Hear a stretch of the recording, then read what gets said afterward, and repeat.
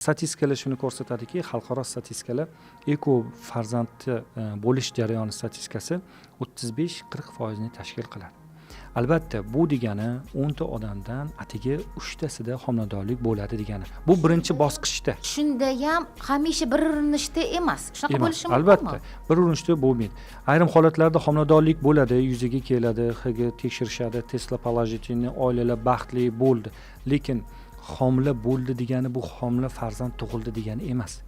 U keyingi bosqichga keyingi o'tadi. bosqichi postli eko, o'sha ekodan keyin vedeniyasiga bog'liq. Mana shu joyda boyaga aytgan savolingizga men javob bermoqchiman. Bu yerda emotsional holat ayolning holati ko'proq bog'liq bo'ladi.